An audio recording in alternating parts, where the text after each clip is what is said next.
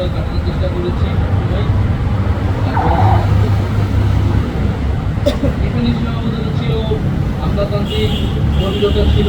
আমরা এসে এই পরিস্থিতিকে যেভাবে পেয়েছি, এখানে পুলিশ যে তার আত্মবিশ্বাসের ঘাটতি হয়েছে আন্দোলনের পরে, এবং একই সাথে এখানে জুলাই গণহত্যাকারীদের জুলাইয়ের যারা গণহত্যাকারী তাদেরকে গ্রেফতারের বিষয়টা, বিচারের বিষয়টা, সেই বিষয়ে আমাদের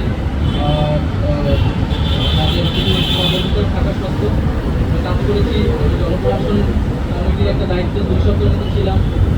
2 সপ্তাহ মিটিংয়ে আমরা সিদ্ধান্ত নিয়েছি যে যারা 18 সালে ডিসি ছিল, দুর্নীতির সাথে জড়িত ছিল, তাদেরকে সরানোর ব্যবস্থা, এরকম কিছু উদ্যোগ আমরা নিয়েছি। এবং আমি আশা করব যে অন্তর্বর্তীকালীন সরকার সামনের দিনগুলোতে জনগণের যে আকাঙ্ক্ষা, গণতন্ত্রের যে আকাঙ্ক্ষা, সেই আকাঙ্ক্ষা বাস্তবায়নে তারা সচেষ্ট হবে, এবং দেশের যে আইন শৃঙ্খলা পরিস্থিতি, সেই আইন শৃঙ্খলা পরিস্থিতি এবং ভোটমূলক নিরসনে তারা সফলতা দেখাতে পারে।